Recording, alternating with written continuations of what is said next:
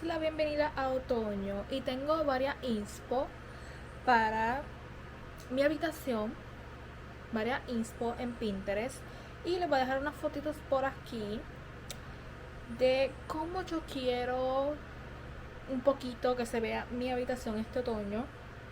Quiero que tenga como estos tonos brown, cositas brown, quizás ropa de cama. Ahora mismo no lo tengo, pero voy a ir pensando. Hoy es el primer día de otoño, así que vamos a ir pensando en la marcha.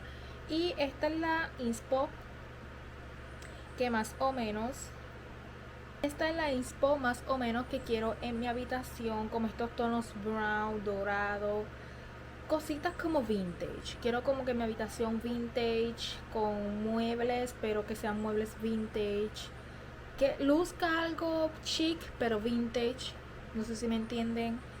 Y poner decoración así brown, cositas brown, cuadro, decoración, esas cositas. Esa es mayormente la inspo que tengo para este otoño y en mi habitación, así que vamos a ir trabajando en eso. Por lo menos ya tengo una que otra cosita en mi habitación que podemos reutilizar, o puedo decorar mejor, o tener otra idea con estas inspo de Pinterest. Así que ya tengo más o menos lo que quiero hacer. Voy a cambiar uno que otro mueble. Ya saqué un mueble porque dije vamos a cambiar un poquito, así que saqué uno de los muebles, voy a poner otro, voy a intentar decorar bien dónde poner los muebles. Ustedes saben que yo siempre muevo los muebles, así que obviamente hoy no es la excepción, así que vamos a mover los muebles y estoy pensando, viendo dónde los voy a poner los muebles. La cama por lo menos lo voy a dejar donde siempre me gusta, pero voy a cambiar un poquito los muebles para ver ese cambio. No sé si a ustedes les pasa, pero a mí me gusta como cambiar los muebles para ver ese cambio, como que algo cambió. O sea, no es solo limpiar y poner decoración, no, es como que cambiar algo para yo saber que cambió algo. Así que ya tengo varias inspo en la mente. En Pinterest voy a seguir buscando, así que acompáñenme a hacer este reset de otoño y poner mi habitación al día, hacer reset, sentirnos que estamos en un nuevo season.